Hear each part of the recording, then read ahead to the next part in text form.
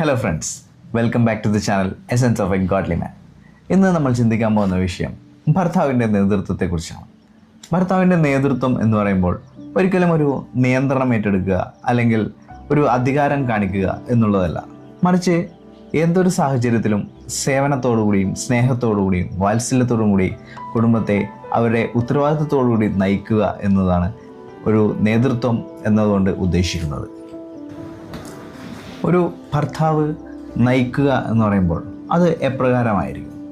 ഇപ്പോൾ ഏതൊരു സാഹചര്യത്തിലാണെങ്കിലും അവനെ ആ ഒരു കുടുംബത്തെ, തൻ്റെ ഭാര്യയുടെയും തൻ്റെ കുടുംബത്തിൻ്റെയും ആ ഒരു കാര്യങ്ങളെ സ്നേഹത്തോടും സേവനത്തോടും കൂടി വാത്സല്യത്തോടെ ഏറ്റവും മനോഹരമായിട്ട് അവർക്ക് ഏറ്റവും സന്തോഷം നൽകുന്ന രീതിയിൽ ആ കാര്യങ്ങളെ ചെയ്തു കൊടുക്കുക അല്ലെങ്കിൽ ചെയ്തു തീർക്കുക അല്ലെങ്കിൽ അവരെ നയിക്കുക എന്നുള്ളതാണ് ആ ഒരു നേതൃത്വത്തിൻ്റെ ഏറ്റവും മനോഹരമായ ഒരു കാര്യം എന്ന് പറയുന്നത്.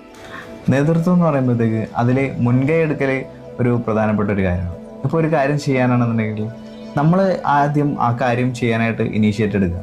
അത് ഭാര്യ തുടങ്ങട്ടെ അല്ലെങ്കിൽ മക്കളാരെങ്കിലും തുടങ്ങട്ടെ, അങ്ങനെയുള്ള ഒരു രീതിയിൽ അത് വെച്ചുകൊണ്ടിരിക്കാതെ നമ്മൾ തന്നെ അത് ആ ഒരു ഇനീഷ്യേറ്റ് എടുത്തിട്ട് ആ കാര്യങ്ങളെ മനോഹരമായിട്ട് ചെയ്ത് തുടങ്ങുക. അത് അതിൽ മറ്റുള്ളവരെയും കൂടി, നമ്മുടെ ഫാമിലിയിലെ ഭാര്യയാണെങ്കിലും മക്കളാണെന്നുണ്ടെങ്കിലും അവരെയും കൂടി പങ്കെടുപ്പിക്കുക.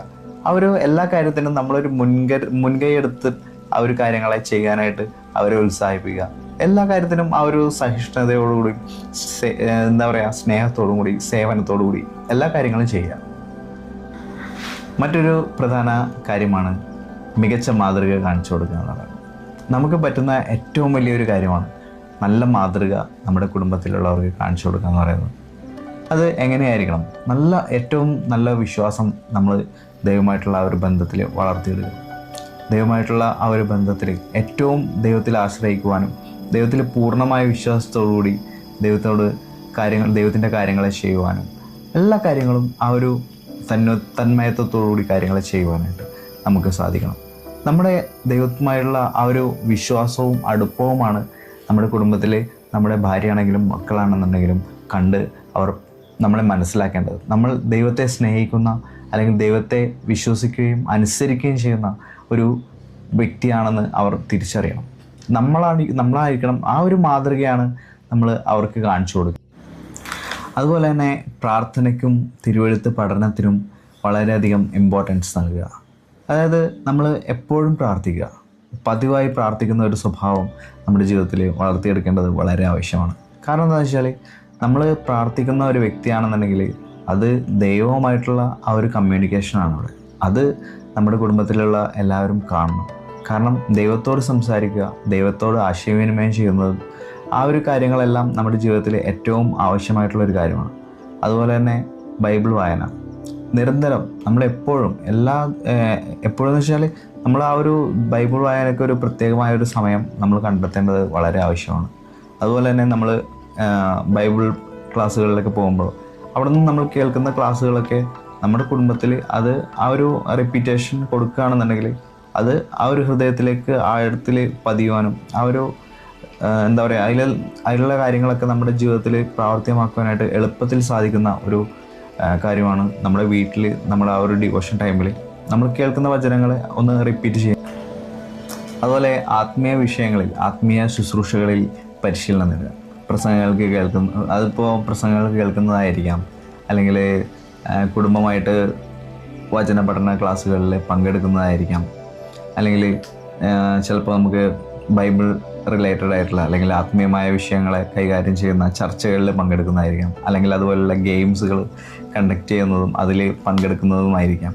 അപ്പോൾ ഗെയിംസും അങ്ങനെയുള്ള ഒരു എൻ്റർടൈൻമെൻറ്റ് രീതിയിൽ പോവുകയാണെന്നുണ്ടെങ്കിൽ കുറച്ചും കൂടി കുട്ടികൾക്കാണെന്നുണ്ടെങ്കിലും അത് കുറച്ചും കൂടി അറ്റൻഡ് ചെയ്യാനും അവർക്കത് കാര്യങ്ങളെ മനസ്സിലാക്കുവാനായിട്ടൊക്കെ വളരെ എളുപ്പമായിരിക്കും.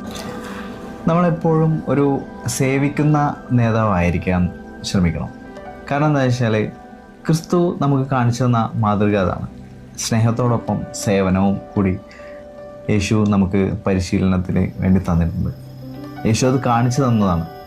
അതുകൊണ്ട് തന്നെ ക്രിസ്തുവിന് സമാനമായ സ്നേഹവും സേവനവും ഒരു നല്ല ഭർത്താവിന് ഉണ്ടായിരിക്കേണ്ടത് വളരെ ആവശ്യമാണ്. നമ്മുടെ ഭാര്യയെ ഏതൊരു സാഹചര്യത്തിലും സ്നേഹത്തോടും ആ ഒരു വാത്സല്യത്തോടും കൂടി ചേർത്ത് പിടിക്കുക എന്ന് പറയുന്നത് വളരെ പ്രാധാന്യമുള്ളൊരു കാര്യം തന്നെ. അതുപോലെ തന്നെ കുടുംബത്തിൻ്റെ ആത്മീയമായ ആവശ്യങ്ങളെ കണ്ടെത്തി അത് പരിഹരിക്കുക. എപ്പോഴും നമുക്ക് തുറന്നതായ സത്യസന്ധമായ ആശയവിനിമയങ്ങളും ചർച്ചകളും കുടുംബത്തിൽ ആവശ്യമാണ്. അപ്പം നമുക്കാണെന്നുണ്ടെങ്കിലും സ്വാഭാവികമായിട്ട് ചില സംശയങ്ങളും ചില ചിന്തകളൊക്കെ ഉണ്ടാവും. അപ്പോൾ അതിനെല്ലാം ഒരു പരിഹാരം എന്ന് പറയുന്നത് വചനത്തിൽ നിന്ന് മാത്രമാണ്. അപ്പോൾ ആ ഒരു പരിഹാരം കണ്ടെത്താനായിട്ട് നമുക്ക് സമയം ചെലവഴിക്കണം, നമ്മൾ ചർച്ച ചെയ്യണം, നമ്മൾ സംസാരിക്കണം. അപ്പോൾ അതെല്ലാം നമുക്ക് കുടുംബത്തിൽ തന്നെ ചെയ്യാൻ സാധിക്കും. ഭാര്യയുടെ ആണെങ്കിലും മക്കളുടെ ആണെന്നുണ്ടെങ്കിലും ആ ഒരു ആത്മീയമായ കഴിവുകളെ കണ്ടെത്തി അവരെ അത് കൂടുതൽ അതിൽ ജ്വലിപ്പിക്കാനായിട്ട്, അവർക്കതിൽ കൂടുതൽ ഉത്സാഹം ഉണ്ടാകുവാനായിട്ടുള്ള കാര്യങ്ങൾ അവർക്ക് ചെയ്തു കൊടുക്കുക. അവരെ ആ ഒരു ദൈവികമായ വഴിയിൽ തന്നെ ആ ഒരു കാര്യങ്ങളെ വളർത്തിയെടുക്കുവാനായിട്ട് നമുക്ക് ശ്രമിക്കേണ്ടത് വളരെ ആവശ്യമുള്ള കാര്യം. നമ്മുടെ കുടുംബത്തിൽ ഭാര്യയുടെ ആണെങ്കിലും മക്കളുടെ ആണെന്നുണ്ടെങ്കിലും ആത്മീയമായ വളർച്ചയ്ക്ക് എന്താണ് ആവശ്യമെന്ന് അവരോട് തന്നെ ചോദിക്കാം. ഇപ്പോൾ ചിലപ്പോൾ നമ്മളുടെ ഭാഗത്തുനിന്ന് അവർക്ക് വേണ്ടതായ സഹായം എന്താണെന്ന് അവർ പറയുമ്പോഴേക്കും ചിലപ്പോൾ നമുക്ക് മനസ്സിലാവും. അപ്പോൾ അത് അവർക്ക് എല്ലാ പിന്തുണയോടും കൂടി നമ്മൾ അത് ചെയ്തു കൊടുക്കുക. അവർക്ക് ആ ഒരു സഹായം അവർക്ക് ആവശ്യമാണെന്നുണ്ടെങ്കിൽ നമ്മൾ ആ ഒരു ആ ഒരു സ്നേഹത്തിൽ നിന്നുകൊണ്ട് ആ ഒരു സേവന മനോഭാവത്തോടുകൂടി അവർക്കത് ചെയ്തു കൊടുക്കുക. നല്ല നല്ല അനുഭവങ്ങൾ ഉണ്ടാകുവാൻ വേണ്ടിയിട്ടുള്ള കാര്യങ്ങൾ ആരംഭിക്കുക. അതായത് ഒരുമിച്ചുള്ള യാത്ര, ആത്മീയമായ കാര്യങ്ങൾക്ക് വേണ്ടിയിട്ടുള്ള യാത്രകൾ, വിസിറ്റിങ്ങുകൾ, പല മീറ്റിങ്ങുകളിൽ പങ്കെടുക്കുന്നതും അങ്ങനെയുള്ള കാര്യങ്ങളൊക്കെ വളരെ നല്ല ഒരു ഉത്സാഹം ഉണ്ടാക്കുവാനായിട്ടും അല്ലെങ്കിൽ നല്ല അനുഭവങ്ങൾ നമ്മുടെ ജീവിതത്തിൽ ഉണ്ടാകുവാനായിട്ട് നമുക്ക് സഹായിക്കും. അതേപോലെ തന്നെ ഓൺലൈനിൽ സന്ദേശങ്ങൾ കേൾക്കുക, പുസ്തകങ്ങൾ വായിക്കുക. അത് പല പുസ്തകങ്ങൾ കുടുംബമായിട്ട് ഒരുമിച്ചിരുന്ന് വായിക്കാൻ പറ്റിയ കാര്യങ്ങളൊക്കെ ഉണ്ട്. അപ്പോൾ അതൊക്കെ നമുക്ക് വളരെയധികം ഉത്സാഹങ്ങളും അനുഭവ സമ്പത്ത് വർദ്ധിപ്പിക്കുവാനായിട്ട് സാധിക്കുന്ന കുറച്ച് കാര്യങ്ങളാണ്. പിന്നെ മറ്റൊന്നുള്ളതെന്ന് വെച്ചാൽ കുടുംബവുമായിട്ട് ഒരുമിച്ച് പ്രാർത്ഥിക്കുക. അത് വളരെയധികം പ്രാധാന്യമുള്ളൊരു കാര്യമാണ്. നമ്മുടെ കുടുംബത്തിന് വേണ്ടിയും നമ്മുടെ കുടുംബത്തിൻ്റെ ആവശ്യങ്ങൾക്ക് വേണ്ടിയിട്ടും അതുപോലെ തന്നെ മറ്റ് നമ്മുടെ പ്രാർത്ഥന റിക്വസ്റ്റുകൾക്ക് വേണ്ടിയിട്ടുള്ള ആ ഒരു പ്രാർത്ഥനകളൊക്കെ നമ്മൾ ഒരുമിച്ചിരുന്ന് ചെയ്യുക എന്ന് പറയുന്നത് വളരെ അനുഗ്രഹമായിട്ടുള്ളൊരു കാര്യമാണ്. അത് വളരെയധികം ഫലം നൽകുന്ന ഒരു കാര്യം കൂടി.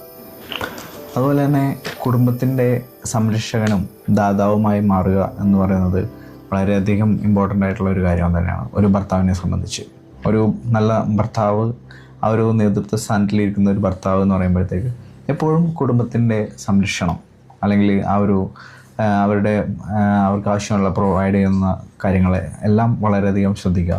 അതായത് ഭാര്യയുടെ ആത്മീയവും വൈകാരികവും ശാരീരികവും ആത്മീയമായ എല്ലാ വിഷയങ്ങളും എല്ലാ കാര്യങ്ങളും അവർക്ക് സംതൃപ്തമാകുന്ന രീതിയിൽ ലഭിക്കുന്നുണ്ട് എന്നുള്ള രീതിയിൽ എല്ലാ കാര്യങ്ങളും ഉറപ്പുവരുത്തേണ്ടത് വളരെ ആവശ്യമാണ്. അതുപോലെ തന്നെ മാർഗനിർദ്ദേശവും ജ്ഞാനോപദേശവും കൊടുക്കുക. ഇപ്പം നമുക്ക് ആ ഒരു എന്തെങ്കിലും രീതിയിലുള്ള കാര്യങ്ങൾ നമുക്ക് ജ്ഞാനം ആവശ്യമാണെന്നുണ്ടെങ്കിൽ അത് നമ്മുടെ ഉപദേഷ്ടാക്കന്മാരിൽ നിന്നോ അല്ലെങ്കിൽ അപ്രകാരമുള്ള നമുക്ക് ആത്മീയമായ നേതാക്കളിൽ നിന്നോ ആ ഒരു ഉപദേശം നമുക്ക് സ്വീകരിച്ചിട്ട് അത് അവർക്ക് ആ ഒരു രീതിയിൽ നമുക്ക് ഉപദേശവും മാർഗനിർദ്ദേശവും ഒക്കെ നൽകാനായിട്ട് നമുക്ക് സാധിക്കും. അപ്പോൾ അതിനെ നമ്മൾ ഒരു അതിനൊരു നാണമോ അല്ലെങ്കിൽ ഭയമോ അങ്ങനെയുള്ള രീതിയിലുള്ള കാര്യങ്ങളൊന്നും കാണിക്കേണ്ട ആവശ്യമില്ല. നമുക്ക് അറിയാത്ത കാര്യങ്ങൾ നമ്മൾ ചോദിക്കുക, നമുക്ക് ആ ഒരു ജ്ഞാനം ലഭിക്കുക എന്ന് പറയുന്നത് വളരെ അത്യാവശ്യമുള്ള കാര്യങ്ങളാണത്. അതുപോലെ തന്നെ നല്ലൊരു കേൾവിക്കാരനാവുക എന്ന് പറയുന്നത് വളരെ ഇമ്പോർട്ടൻ്റ് ആയിട്ടുള്ളൊരു കാര്യമാണ്. B A good listener. അപ്പോൾ എന്താ സംഭവം എന്ന് വെച്ച് കഴിഞ്ഞാൽ നമ്മുടെ ഭാര്യയുടെ അവളുടെ ചിന്തകളും അവൾക്ക് പറയാനുള്ള കാര്യങ്ങളും എല്ലാം നമുക്ക് കേൾക്കാനായിട്ട് കുറച്ച് സമയം അവൾക്ക് വേണ്ടിയിട്ട് ചിലവഴിക്കേണ്ടത് വളരെ ആവശ്യമാണ്. അവിടെ ചിലപ്പോൾ ചെറിയ ചെറിയ പരാതികളായിരിക്കാം, ചെറിയ ചെറിയ ആശയവിനിമയങ്ങളായിരിക്കാം. അത് നമ്മുടെ കുടുംബത്തിൻ്റെ വളർച്ചയ്ക്ക് അത്യാവശ്യമായിട്ടുള്ള കാര്യങ്ങളായിരിക്കും അതെല്ലാം. അപ്പോൾ അതെല്ലാം നമ്മൾ കേൾക്കുക, അവർക്ക് അതിനു വേണ്ടിയിട്ടുള്ള സമയം അവർക്ക് അതിനു വേണ്ടി കൊടുക്കുക. അവരുടെ ശാരീരികവും മാനസികവുമായ ആ ഒരു ഉല്ലാസത്തിനും ആ ഒരു സന്തോഷത്തിനും എല്ലാം അത് വളരെ അത്യാവശ്യമായിട്ടുള്ളൊരു കാര്യമാണ്. അതുപോലെ അവളെ ആ ഒരു ദൈവിക വഴിയിൽ ദൈവത്തിൻ്റെ വചനം അനുസരിച്ച് നടത്തുന്നതിൽ നമ്മൾ വളരെയധികം ആ ഒരു കാര്യത്തിന് വേണ്ടിയിട്ട് മുൻഗണനയും മുൻകരുതലും എടുക്കേണ്ടത് വളരെ ആവശ്യമാണ്. അതുപോലെ തന്നെ നമ്മുടെ ജീവിതത്തിലും വ്യക്തിപരമായ ജീവിതത്തിൽ ചിലപ്പോൾ കുറവുകളുണ്ടാവും. അത് ചിലപ്പോൾ അവർ കാണിച്ചു തരികയാണെന്നുണ്ടെങ്കിൽ അത് അംഗീകരിക്കുക. നമ്മൾ എന്താ പറയുക, ഞാൻ നേതാവാണ് ആ ഒരു രീതിയിൽ ആ ഒരു അഹങ്കാരത്തോടും നിൽക്കാതെ അത് നമ്മുടെ കുറവുകളാണെന്നുണ്ടെങ്കിൽ അത് അംഗീകരിക്കുക, അത് പരിഹരിക്കുക. നമുക്ക് എപ്പോഴും ആ ഒരു എളിമയുള്ള മനോഭാവം ഉണ്ടെങ്കിൽ അത് കുറച്ചും കൂടി മനോഹരമായ ഒരു കുടുംബജീവിതത്തെ നമുക്ക് വാർത്തെടുക്കുവാനായിട്ട് നമുക്ക് എപ്പോഴും സാധിക്കും. അപ്പോൾ എപ്പോഴും നമുക്ക് ദൈവത്തിൻ്റെ വഴിയുള്ള ആ ഒരു രീതിയിലുള്ള ജീവിതം ജീവിക്കാൻ വേണ്ടിയിട്ട് നമുക്ക് ശ്രമിക്കാം. ഇങ്ങനെയുള്ള കാര്യങ്ങളാണ് ദൈവം നമ്മെക്കുറിച്ച് ആഗ്രഹിക്കുന്നത്. എപ്പോഴും നല്ലൊരു ഭർത്താവായിരിക്കുമ്പോൾ ആ ഒരു ഇപ്രകാരമുള്ള ഒരു നേതൃത്വ ഗുണങ്ങളാണ് ദൈവം നമ്മിൽ നിന്ന് ആഗ്രഹിക്കുന്നത്. അപ്പോൾ ഇതിനെല്ലാം വേണ്ടിയിട്ട് നമുക്ക് വളരെയധികം സമയം അതിനുവേണ്ടി ചിലവഴിക്കേണ്ടതുണ്ട്. നമ്മൾ ഏറ്റവും മനോഹരമായിട്ട് അതിനെ നിവൃത്തിയാക്കുവാൻ വേണ്ടിയിട്ട് അതിന് വളരെയധികം എഫേർട്ട് ആവശ്യമാണ്. അപ്പോൾ അത് മനഃപൂർവ്വമായിട്ട് നമ്മൾ ചെയ്തെങ്കിൽ മാത്രമേ നമുക്ക് അത് സാധിക്കുകയുള്ളൂ. അപ്പോൾ എല്ലാവരും അതിനുവേണ്ടി പരിശ്രമിക്കുക. ദൈവം നമ്മെ എല്ലാവരെയും സഹായിക്കട്ടെ. Thank you.